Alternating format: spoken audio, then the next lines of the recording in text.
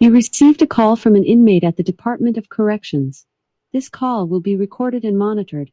If you wish to block any future calls of this nature, dial 7 now. To accept this call, press 5 now. To decline this call, hang up.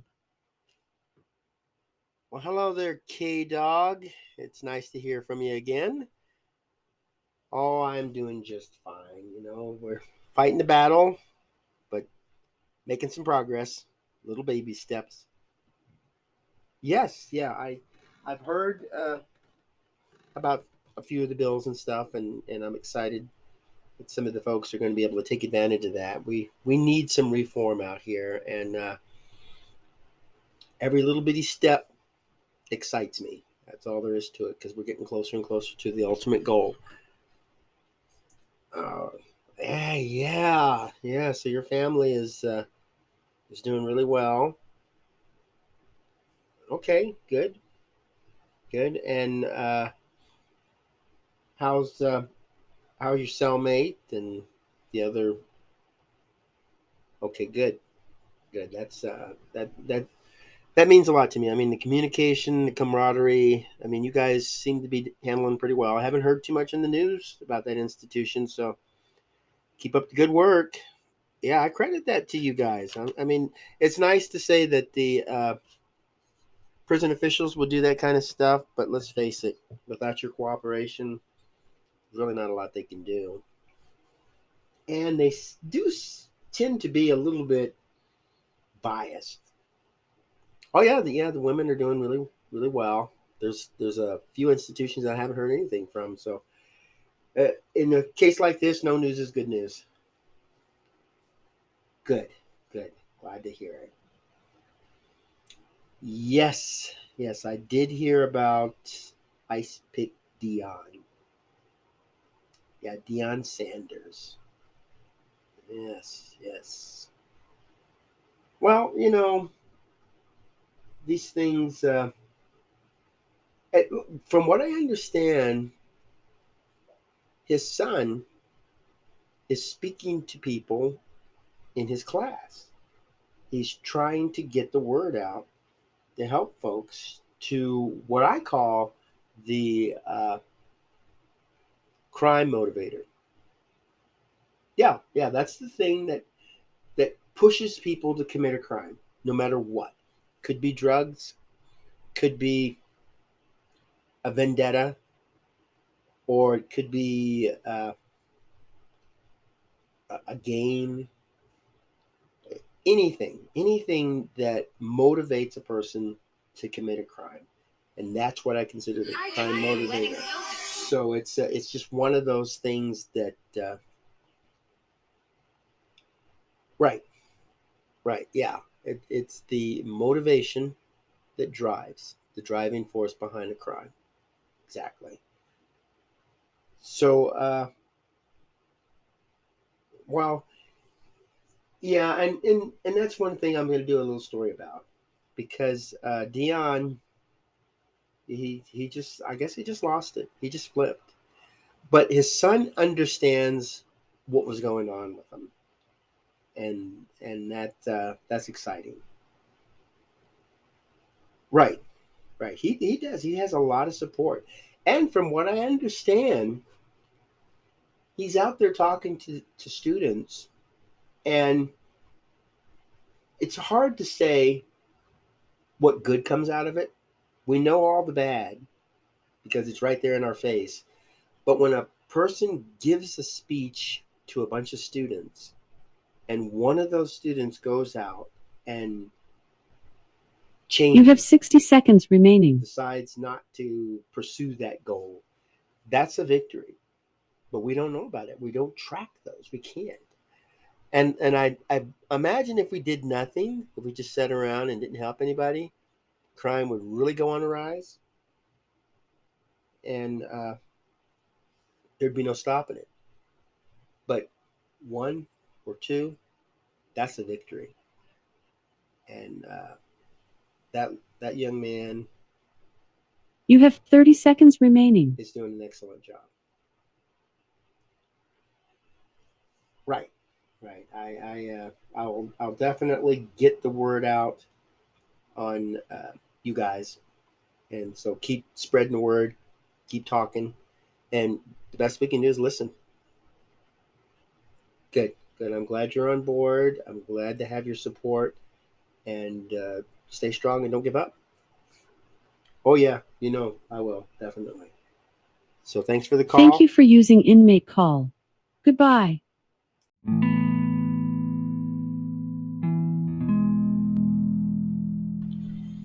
Hello and welcome to AQS Inmate Call. I am your host, Joel Wilborn, and this episode I'm excited about because it's about what I like to call the initial motivator for every single crime ever committed, and that's the crime motivator.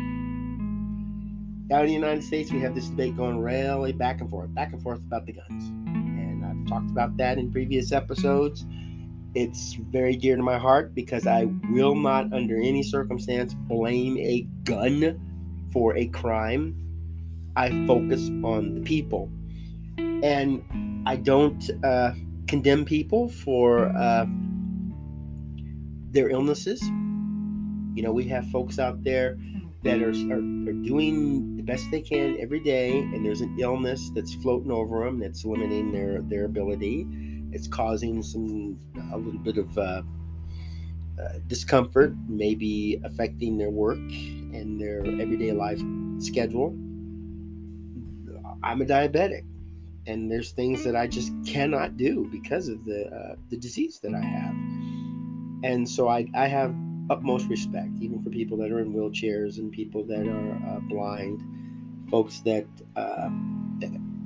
their mental capacity is slowly disappearing, and I have nothing but respect for these folks because I'm in the same boat, and I understand this fight. And there's people out there who want to live a happy-go-lucky normal life. It's just there's something that's holding them back, and they're doing what they can to overcome that. I had a friend of mine, and she was really addicted to drugs, and I was just questioning her about this addiction, and she was telling me that this addiction was just like a demon. It's just constantly coming after her. And in many cases, this demon would win. And that was a good way to look at it. And that's why I came up with this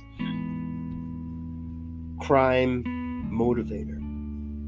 It's just that part of a criminal that's relentless, that will not give up, that forces the person to go out and commit a crime. Now, I did a short on YouTube, and it's called This is the Crime Motivator. And I wanted to link this call with that story. And in there's a character named Ice Pick Dion. That's his street name. And I just used the name Deion Sanders, kind of like the Seahawks there. But he went through a divorce, heavily loved his wife, loved his child. And when you get to that point where you're just feeling low in your life and all you have to turn to is your family, and then that's slipping away from you, it's traumatic. And it doesn't affect everybody in the same way, and that's one of the things I like to discuss. But in his particular case, it really had a huge impact. And I'm sure he could have gone to counseling. He probably could have taken advantage of some medical services. But he didn't. He let the crime motivator take control. So in this short, he winds up killing a bunch of people and then being killed himself. Now, I could easily blame an assault weapon for this, but that's not my focus. I want this video to be seen by people and have an open discussion come about. What is the real cause of crime? And when I'm on Twitter and they're talking about guns are the problem, I will mention that guns don't kill people. Let's face it, they don't. It's the people that kill the people. And we need to focus on these people. And I mentioned that you're really concerned about mass murder, which is what, 1% of the shootings out there?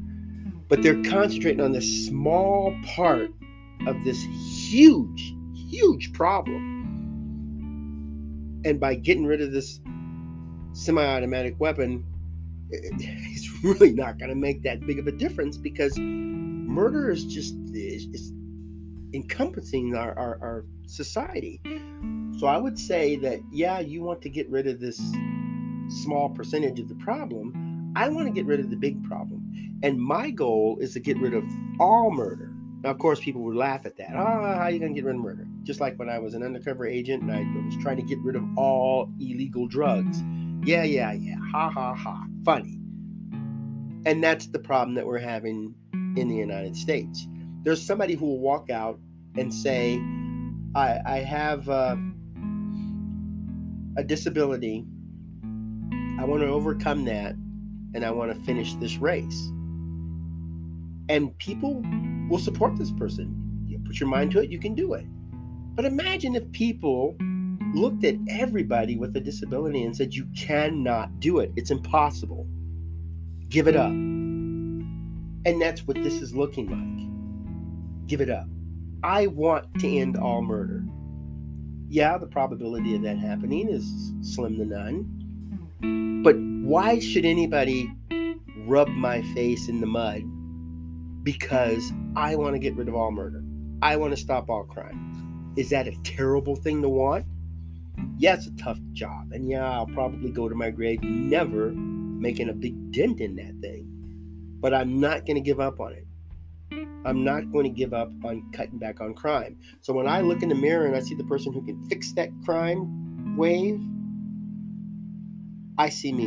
And my solution to this is to understand the person. I do interview after interview and I ask the folks, what could we as a society have done to help you? I get different answers. There's no one solid thing. We can't, when you talk to a person who was a serial killer and say, what was your chief motivation for your crime spree? Oh, because I could buy an assault weapon. I've never heard that. I don't know where this is coming from. And I wish these folks would at least talk to somebody who's locked up. Let's face it, if you want to solve a problem, let's say you have a plumbing problem in your home, you're not going to call an electrician to help you with your plumbing. I mean, there is a possibility there's somebody who has multiple skills, but to go online and do a search for an electrician to solve your plumbing needs just isn't the wisest choice. You need a plumber, you go for a search of a plumber. You want to find out why people are killing folks. You go to folks who do that, who kill people, and you ask them. If everybody you ask says because it was easy for me to get a gun, then we know we got a problem with purchasing and availability and the wide selection and choices and stuff of guns. That would be our big thing. But that's not the issue. That's something somebody made up just to try to fight an establishment. I want to solve this problem. I want it gone. And I don't know why it's so hard for folks to understand that in order to solve a problem, you must at first identify the problem. And with this video, the short video I did on YouTube, Dion has that reason. He wants to kill people so that society that he's angry at because he feels society let him down will feel that pain. When a young man, let's say, feels distraught and feels like life is just not worth it anymore. And I feel miserable. I go to bed miserable. I wake up miserable. I go to school miserable. My entire life is miserable, and I don't want to be a part of this life anymore. I don't want it to exist past today. They're going to want folks to feel what they feel. They could be reaching out. I feel terrible. My life is in shambles. And the person says, you'll get over it. Or read a book or take this pill. And this isn't what they're looking for. They're looking for somebody who will understand what they're going through. And it's really hard to find that out there. A person in prison who talks to me about traumatic childhood, I did not have one. I can't relate to that. But I can listen. And I can ask questions to show that I'm listening. So what was the name of that person that you talked to? Where did this happen? Do you remember what was going on, what the weather was like? Just kind of bring that conversation to light. And then when the person understands that I'm listening and I'm actually responding to some of the responses that I receive, that gives the person a little more trust that I'm here to help. And it's not hard to listen. Listening can save a lot of lives. And so when a person commits a crime and goes to prison, listen to that person. And when you have a person in your neighborhood who's reaching out, and all of them do that, they reach out, listen to them. Dion most likely is reaching out to folks. I am in extreme pain, and all you're offering me are drugs to help fuel the drug market. That's not what I want. I want you to feel my pain, to understand what I'm going through. Either I tell you, or I hurt you in a way that you will feel it. Now, I have a coworker who said he listens to rock and roll music, and I did a video. This is Royal, and Royal listens to music rather than going out and act it out. So you listen to the music, and the lyrics are they're angry at folks, and they want to go shoot them and tie them up and lock them in the basement. They'll say that to get it out of their mind, this terrible thought that's in their mind. And when people listen to it, like when they listen to Billie Eilish, they can relate to that. And the performer is speaking their language, is speaking the pain. When I pick people up from prison and I'm on my way back, they like to listen to rap. And all I hear is just a bunch of cussing and a bunch of screaming, and women are terrible and stuff. But when it's interpreted, he says he understands what I'm going through. And as scary as that is, I would rather the person listen to that and feel I'm not alone, because all of us as human beings, we want to belong. We want to be a part of something. That's why I call my nonprofit American Quittance Society. It's a society. It's an exclusive group of people who quit this crime, who want to quit what's going on out there. American Quittance Society. Not everybody is going to be a part of that, because not everybody has these things they want to quit. But anybody who has these demons, these crime motivators chasing after them, they want to quit. They want to get away from it. And we've got fentanyl coming into the country. And a lot of folks think that can help take away physical pain, mental pain. And you can't blame them, because they're reaching out and nobody's listening. They're more concerned about how did you kill the person than why did you kill the person. I want to know why. And I want those folks to talk to other people. In my short, I like to throw little hidden messages in there that certain people are going to catch. And the character who's speaking to the class, I don't really relate him to Dion, but his name is Damar, and he's based on another person that I have spoken with. And his last name, Colbert, is based on another one. So if you're going through my YouTube channel and you see these names, you might recognize them as one of the other videos, especially under the Oxy one.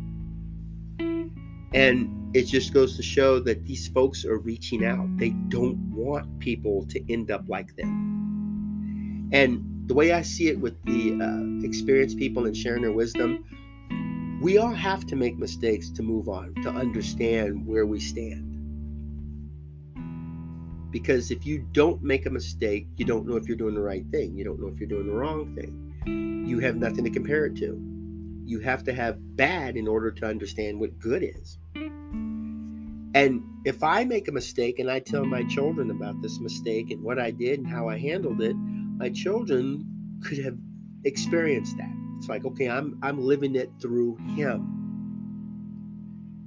And when we watch these videos or we listen to interviews on the TV or read them in the newspaper or in books, we're picking something up.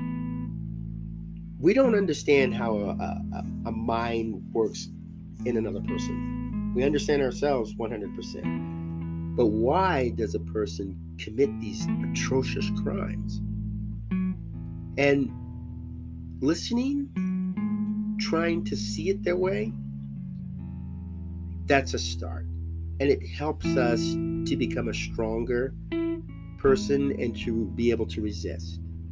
Now, as I was saying in the phone conversation, and as I said in the short on YouTube, DeMar's talking to children in a classroom. And somebody in that classroom who was planning a violent assault turned away. And it could be that, okay, Ice Pick Dion reached out, nobody listened. Maybe if I can find somebody who will listen, I don't have to act it out on my own. DeMar could have been talking about music, could have been talking about counselors, family members, or the best, I think, other inmates.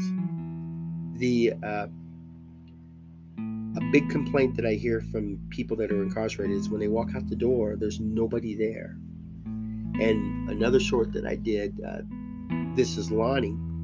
Lonnie just gave up, didn't take advantage of any of the opportunities within prison and got out and just went into a new field, black market assault weapons. Because all he cared about is money. He didn't think that there were other ways to do it. There's more than one way to solve an issue, and we need to get that word out. And the people who've been there are the best qualified to give that information. So I'm hoping that you will talk to your loved ones, watch these videos, reach out to the community, get the information that you need to help somebody. And we're not going to get all the rewards right away. You know, you can see a police officer get called to a scene, help the individuals out, maybe save a baby's life or something, and then make the news and move on. But what about those things where a police officer pulls over a car and says your left rear tail light is out? And the person says, oh, okay, thank you. Fixes it. And somebody sees that light, it hits their brakes and says, I avoided an accident. I mean, we're not going to know this. And we're not going to know that the police officer brought this to this person's attention. So the things you do every day, you have a huge butterfly effect. You're on this planet for a reason, and the things you do have an impact, positive or negative. Let's try to do more positive stuff. Yes, I want to end all murders. And you telling me that I can't do it because there's always going to be murder no matter what I do, isn't going to discourage me. And if 2 people turn away from their murderous schemes, yay, but I'll never know. And in my short with the Crime Motivator, Damar does know that there were 2 teenagers who were saved because of his efforts. And that's the bad thing. We don't get to see these immediate results, but they're there. And think about that. Think about what you say and what you do. And try your very best to pass it forward, to do the right thing. You do make a difference. You are important. And listening, oh my goodness, I can't stress that enough. Try reaching out to somebody on Securus. Ask, tell me about yourself. And you'd find that during conversations when people say, oh, there's been another school shooting, you could bring something up. And you just very well may save somebody's life simply by listening. Well, thanks for tuning in. Have yourself a fantastic day and go out and make beautiful memories for tomorrow.